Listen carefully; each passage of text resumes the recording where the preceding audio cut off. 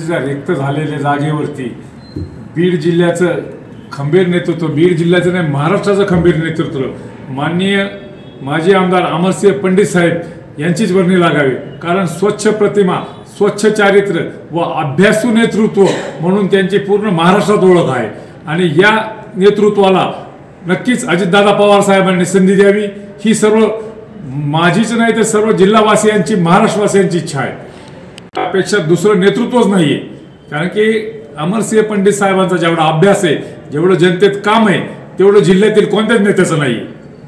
सध्याला जे रिक्त झालेले पद आहे मंत्रीपद आपल्या बीड जिल्ह्यातलं, त्यावर वर्णी कोणाच लागेल? त्यावर सुद्धा हक्क शिवक्षेत्र परिवाराचाच आहे। सध्या आमदार असलेले लोकप्रिय आमदार विजयसिंह पंडित साहेब यांनाच ते मंत्रिपद मिळावं, त्यांचा अधिकार आहे, त्यांचा हक्क आहे। एकनिष्ठतेचा सबक म्हणजे शिवक्षेत्र परिवार आहे आणि या परिवार लोकांच्या 24 घंटे सेवेत असणारा हा परिवार यांनाच विजयसिंह पंडित साहेबांनाच मंत्रिपद मिळावं ही सर्व जिल्हावासियांची नाही पूर्ण तालुका जिल्हावासियांची मागणी आहे।